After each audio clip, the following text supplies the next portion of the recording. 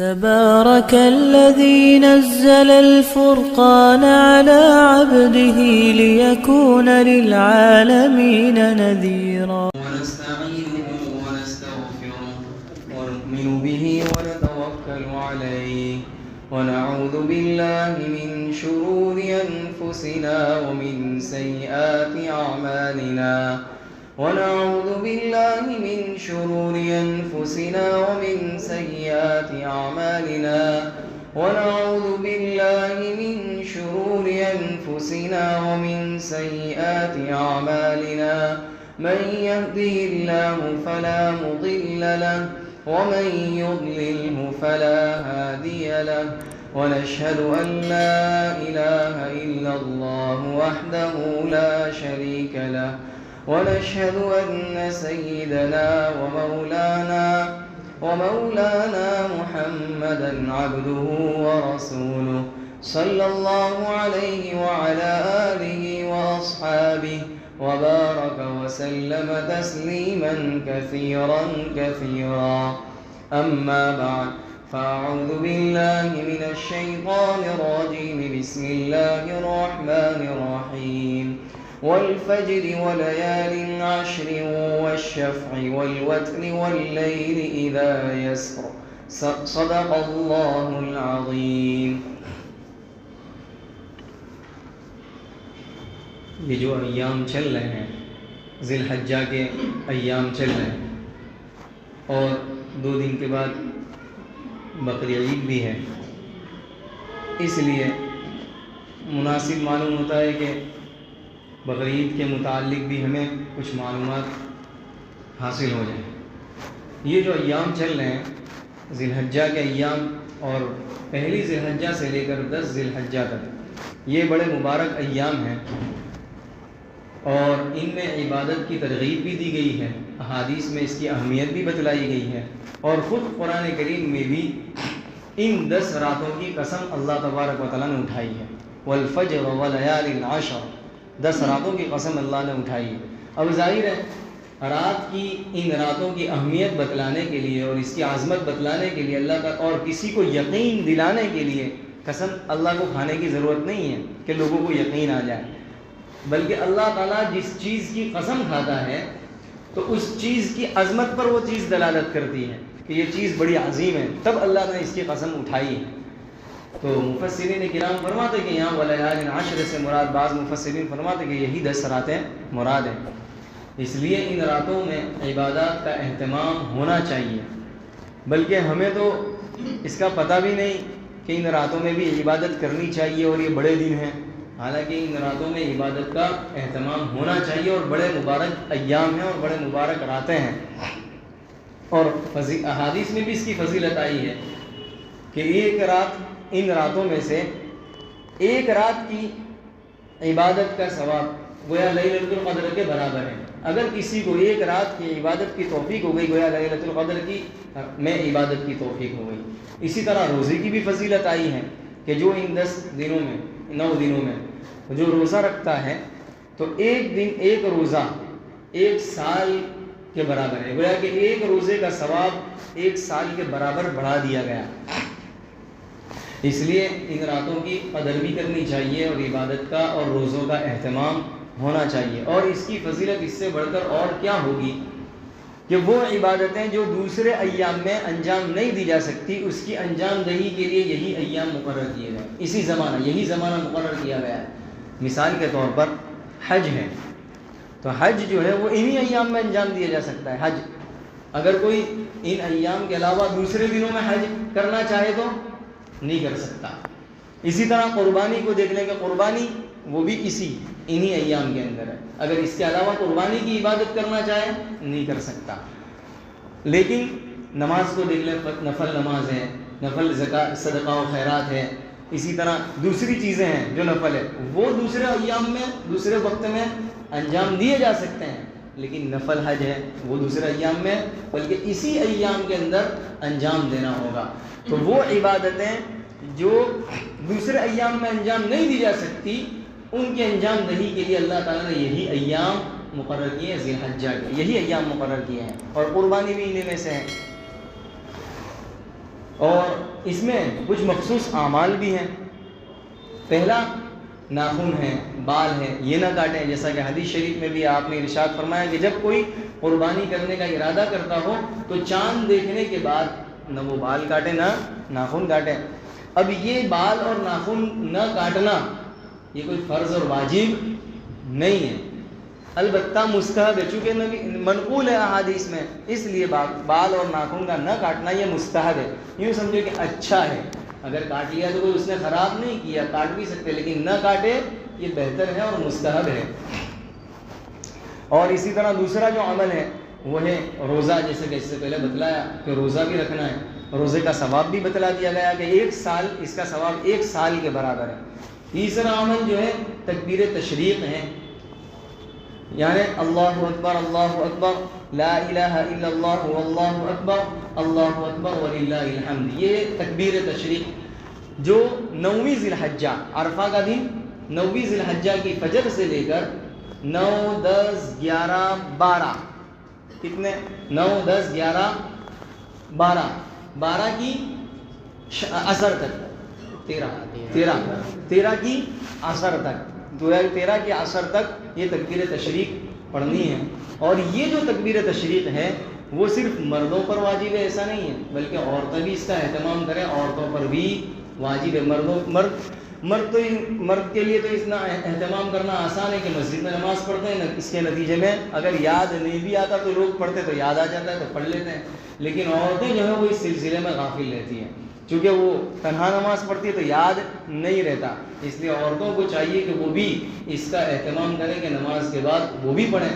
یہ اور بات ہے کہ بعض حضرات فرماتے ہیں کہ واجب، اور بعض فرماتے ہیں کہ واجب مردوں پر ہیں عورتوں پر نہیں ہے. لیکن احتیاط یہ ہے کہ عورتیں بھی ہر فرض نماز کے بعد وہ بھی تکبیر تشریق پڑھیں.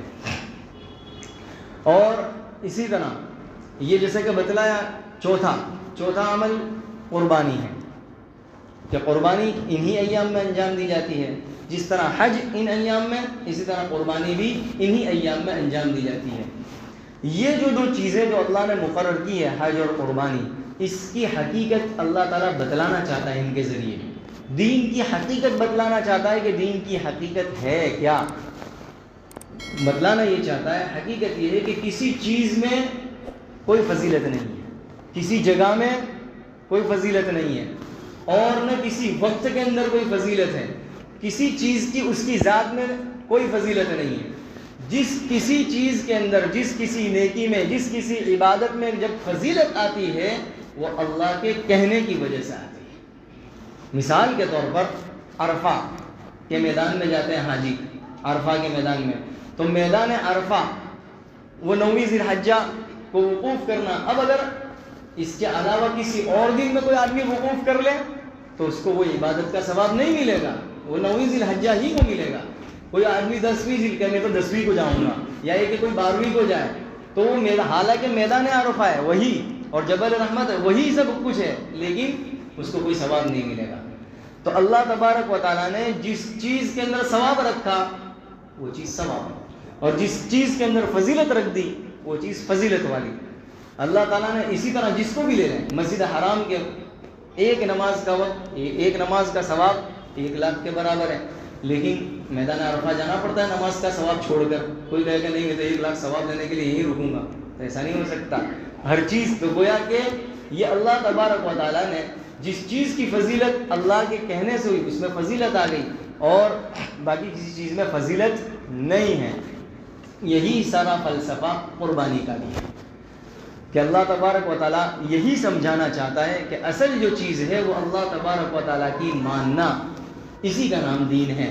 اب چاہے عقل میں آئے یا نہ آئے، اب اس میں پھر مصلحت تلاش کرنا کہ اس میں مصلحت کیا ہے، حکمت کیا ہے، یا چونو چرا کرنا کہ میری عقل میں تو یہ سمجھ میں نہیں آتا، یہ دین نہیں ہے. بس اللہ نے کہہ دیا، اب چاہے عقل میں نہیں آتا اس کو بھی کر گزرنا، یہی اصل دین کی حقیقت ہے. قربانی کا فلسفہ اور اس کی حقیقت یہی ہے جو اللہ تعالیٰ سمجھانا چاہتا ہے. دیکھیے واقعہ کہ حضرت ابراہیم علیہ السلام کو اللہ تعالیٰ نے حکم دیا کہ آپ اپنے بیٹے کو ذبح کریں. اب دیکھیے یہ جو حکم ہے وہ وحی کے ذریعے نہیں دیا بلکہ خواب میں دکھلایا گیا. وحی کے ذریعے نہیں بلکہ خواب میں دکھلایا گیا. اللہ تعالیٰ وحی کے ذریعے بھی دکھلا سکتا تھا, وحی بھی نازل کر سکتا تھا کہ بیٹے کو ذبح کرو, یہ حکم ہو گیا. لیکن خواب میں دکھلا گیا کہ آپ اپنے بیٹے کو ذبح کر رہے ہیں. چونکہ نبی کا جو خواب ہے وہ بھی وحی کا درجہ رکھتا ہے, ہمارے خواب کی طرح نہیں. نبی کا خواب بھی وحی کا درجہ رکھتا ہے. اب یہ خواب میں کیوں بتلایا گیا؟ وحی بھی تو نازل کی جا سکتی تھی.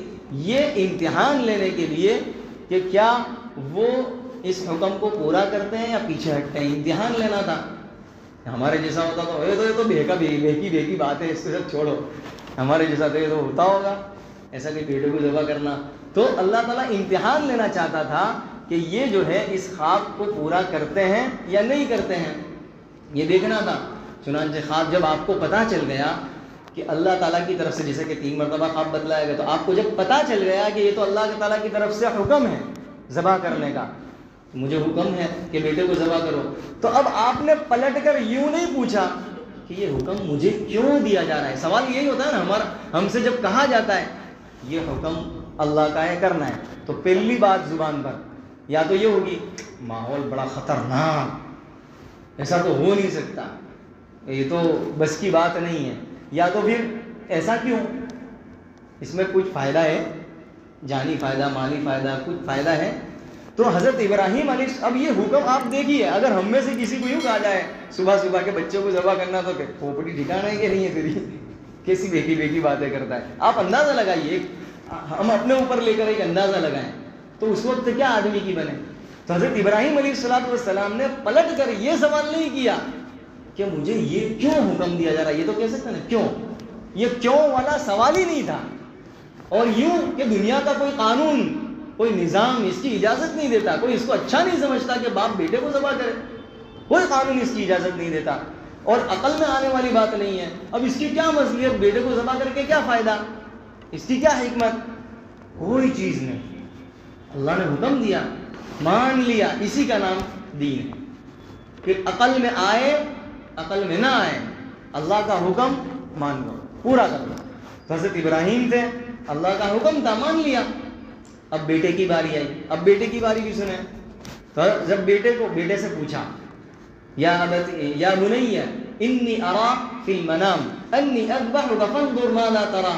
اب دیکھیے بیٹے کی رائے لے رہے ہیں کہ بیٹا میں نے خواب میں دیکھا کہ میں تجھے ذبح کر رہا ہوں, اب تیری کیا رائے ہے, کیا میں ایسا کروں. تو گویا یہ رائے جو پوچھ رہے ہیں اس لیے نہیں کہ وہ اگر نہ کہہ دے کہ نہیں ایسا تو کہیں ہوتا ہوگا صبح صبح ذبح کرنے کی, تو کوئی کیسی بات ہے. تو ایسا انہوں نے بھی یہاں پر بھی پلٹ کے سوال وہ بھی کر سکتے تھے. تو بیٹے یہ رائے لینے کا مطلب یہ نہیں تھا کہ اگر وہ نہ کہہ دیں تو ذبح نہیں کریں گے, بلکہ رائے لینے کا مقصد یہ تھا کہ یہ بھی امتحان لے بیٹے کا. آپ دیکھیے وہ تو امتحان لے کہ یہ کیا جواب دیتا ہے, ہاں کہتا ہے یا نہ کہتا ہے, امتحان لینا مقصود تھا, ورنہ تو حکم تو پورا کرنا ہی تھا. چونکہ یہ بھی حضرت اسماعیل بھی جو ہے وہ بھی تو حضرت ابراہیم کے بیٹے ہی تھے, اور انہی کی صلب سے نبی علیہ السلام تشریف لانے والے تھے. تو پھر انہوں نے بھی پلٹ کر یہ سوال نہیں کیا کہ میرا کیا قصور, میرا کیا جرم, میں نے کون سا گناہ کر دیا, میں نے کوئی گناہ کیا ہو تو مجھے اس کی سزا دی جاتی, یہ میری سزا. آپ اندازہ لگائیے پورا وہ ماحول جب انسان پر آ پڑتی ہے کوئی مصیبت, کوئی آفت, تو اس وقت اس کا کیا ماحول بنتا ہے. اس وقت بالکل غمگین کہ یار یہ کیسے ہو سکتا ہے.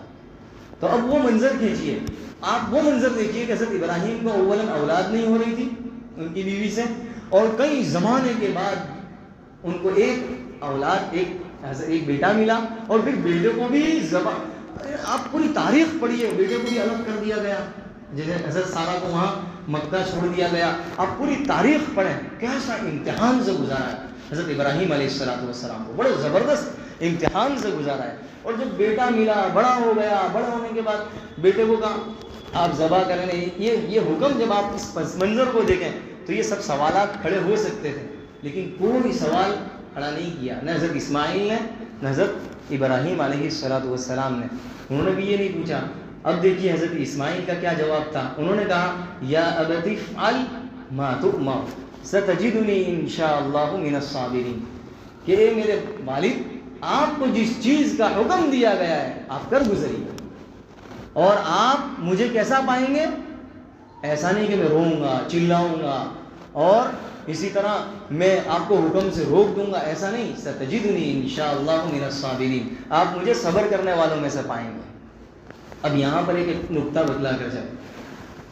آج ہم اپنے گھر کا ماحول دیکھیں، اب اپنا معاشرہ دیکھیں. ایک آدمی نیکی کرنا چاہتا ہے تو اس کی بیوی اس کو روکتی ہے، بیوی کرنا چاہتی ہے اس کا شوہر اس کو روکتا ہے، بیٹا کرنا چاہتا ہے تو باپ منع کرتا ہے، باپ کرنا چاہتا ہے تو یہاں سے کوئی نہ کوئی رکاوٹ ضرور آتی ہے. کیوں؟ آپ یہاں پر اس واقعے کو دیکھیں، یہاں پر دونوں ہی تیار تھے، معاملہ آسان. یعنی کتنا مشکل سے مشکل مرحلہ تھا لیکن آسان ہو گیا. کیوں؟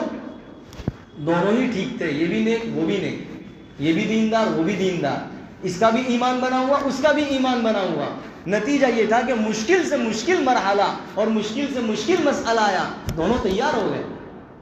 لیکن یہاں اگر کوئی پریشانی آ گئی، سودی معاملہ آ گیا، اور کوئی رشوت کا معاملہ آ گیا، اور کوئی معاملہ آ گیا، تو اب حالات آئے. اب یہ تو کہہ رہا ہے کہ نہیں، لیکن دوسرا تیار نہیں ہو رہا ہے. کیوں؟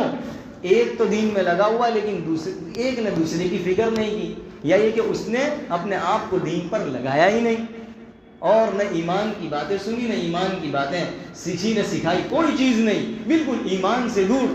نتیجہ یہ ہوتا ہے کہ پھر اس نیکی پر عمل کرنا یا کسی برائی سے بچنا بڑا مشکل ہو جاتا ہے.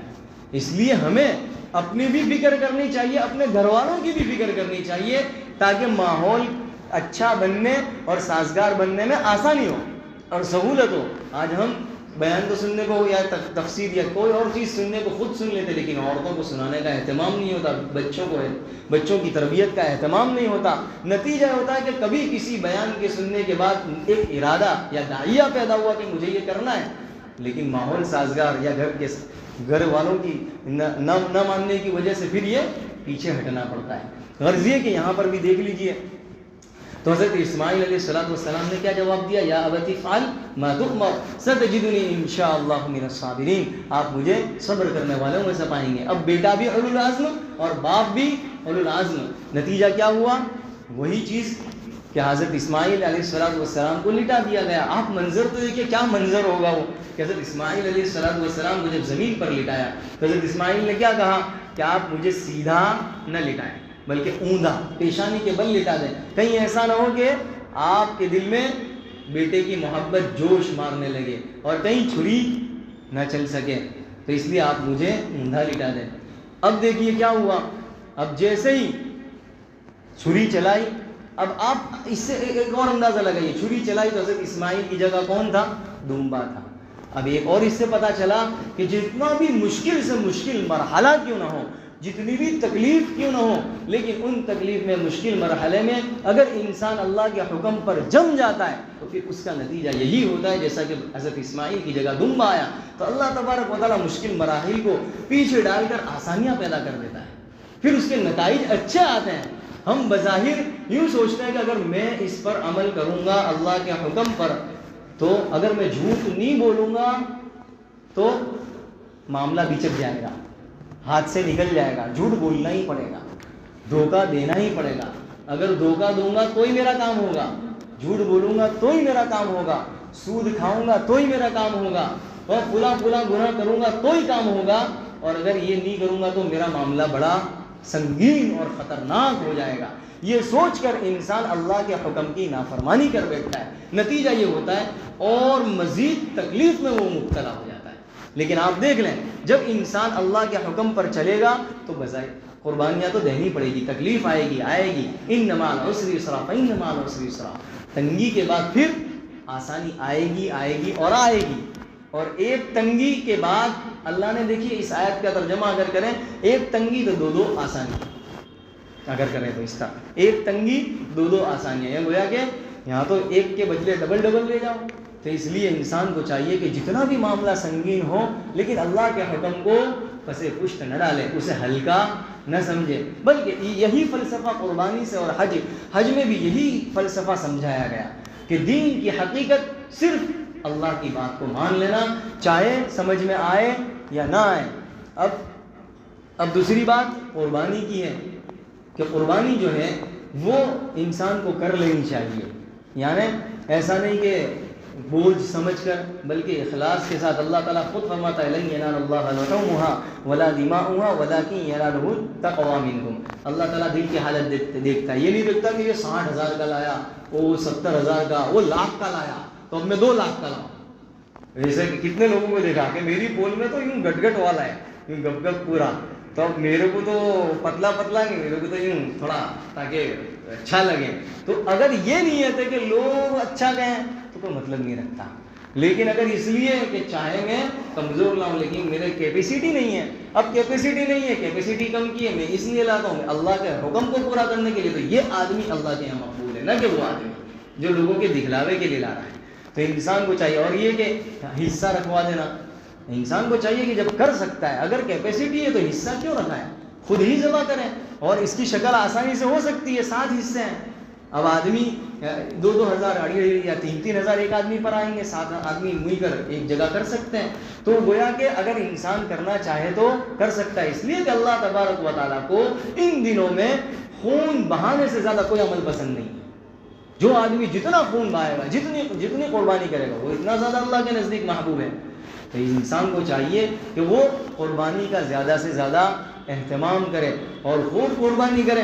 اور دوسری بات, اس کی فضیلتیں بھی ہے, جیسے قربانی کی بڑے فضائل آئے ہیں حدیث شریف میں بھی, کہ اس کا خون گرنے سے پہلے اللہ تبارک و تعالیٰ کے یہاں پہنچ جاتا ہے اور یہ اللہ کے قرب کا ذریعہ بنتا ہے. اور ایک اور حدیث میں بھی ہے کہ جب انسان قربانی کرتا ہے تو جانور کے ایک ایک بال کے بدلے اس کا ایک ایک گناہ معاف ہوتا ہے.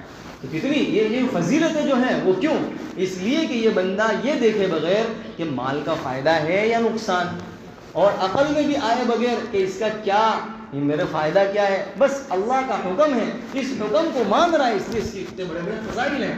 اس لیے انسان کو چاہیے کہ وہ ان احکام کو پورا کرے اور خوش دلی کے ساتھ, بوجھ نہ سمجھتے ہوئے, اور اللہ کو راضی کرنے کے لیے عمل کرے. اس لیے یہ کچھ چند باتیں تھیں جیسے کہ بتلائی گئی کہ شروع سے بتلایا گیا روزہ رکھنا اور ان راتوں میں عبادت کا اہتمام کرنا, تکبیر تشریق کرنا 9ویں ذی الحجہ سے لے کے 13 کی صبح کی 9ویں ذی الحجہ کی صبح فجر کی نماز سے لے کر اور 13 کی عصر تک. اور جیسا کہ بتلایا کہ عورتوں کو بھی چاہیے کہ وہ اس کا اہتمام کریں. اور اس کے بعد روزہ ہے اور قربانی ہے. اللہ تبارک و تعالیٰ مجھے اور آپ کو عمل کی توفیق عطا فرمائے. وآخر دعوانا الحمدللہ رب العالمین. سبحانك اللهم وبحمدك وتبارك اسمك وتعالى جدك ولا إله غيرك, لا إله إلا الله الحليم الكريم. سبحان الله رب العرش العظيم. أسألك موجبات رحمتك وعزائم مغفرتك والغنيمة من كل بر والسلامة من كل إثم. لا تدع لنا ذنبا إلا غفرته ولا هما إلا فرجته ولا كربا إلا نفسته ولا ضرا إلا كشفته ولا حاجة هي لك رضا إلا قضيتها ويسرتها يا أرحم الراحمين. اے اللہ ہمارے گناہوں کو معاف فرما, خطاؤں سے درگزر فرما. اے اللہ یقیناً ہم سر سے لے کر, اے اللہ سر کے بالوں سے لے کر پیر کے ناخن تک گناہوں کی گندگیوں میں ملوث ہیں. اے اللہ ہماری زندگی سے تو خوب واقف ہے.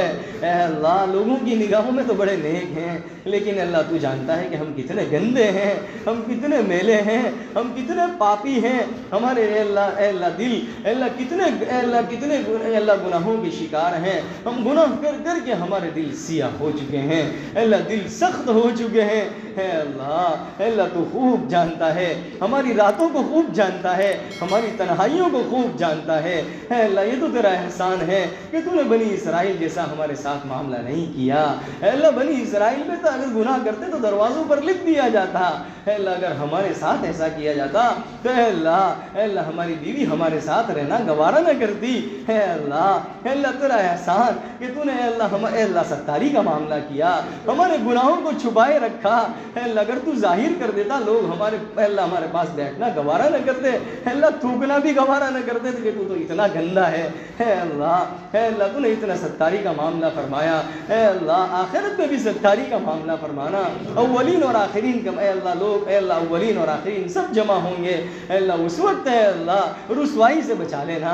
اے اللہ اس وقت رسوائی سے بچا لینا.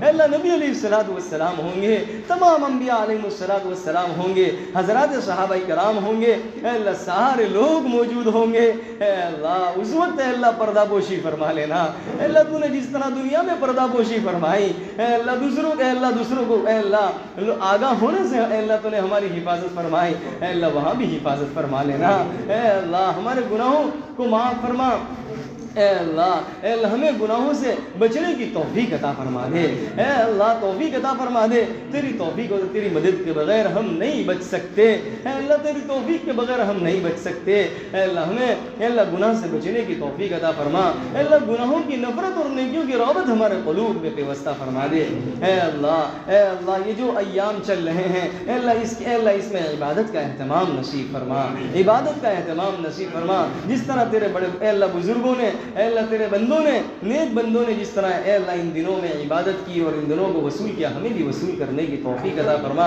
ان دنوں کی عبادت کی ہمیں توفیق عطا فرما، اے اللہ وقت کو ضائع کر دینے اے اللہ فضول اے اللہ گفتگو میں لغو کر دے، اے اللہ لغو سے ہماری پوری حفاظت فرما، اے اللہ قربانی کی انجام دہی کو ہمارے لیے آسان فرما، اے اللہ آسان فرما، اے اللہ قبول فرما، اے اللہ تمام اے اللہ جو ضرورت مند ہیں اے اللہ ان کی ضرورتوں کو اپنے خزانہ غیب سے پورا فرما، جو مقروض ہیں ان کے قرضوں کی ادائیگی کی شکلیں پیدا فرما، اے اللہ جو پریشان حال ہے ان کی پریشانیوں کو تو دور فرما، اے اللہ جو جس لائن سے پریشان ہے، چاہے روزی کی لائن سے پریشان ہو یا کسی اور لائن سے پریشان ہو، اے اللہ اس کی پریشانی کو اے اللہ تو اپنے فضل و کرم سے دور فرما دے، اے اللہ جو یہاں پر موجود تیرے بندوں میں سے جس کی جو نیک اور جائز مرادیں ہیں جس کو تو خوب جانتا ہے، اے اللہ ان کی نیک جائز مرادوں کو اے اللہ اپنے خزانہ غیب سے پورا فرما دے، اپنے خزانہ غیب سے پورا فرما دے، اے اللہ کسی کا محتاج نہ بنا، اے اللہ نہ زبانی سوال بنا نہ دل کا سوالی بنا،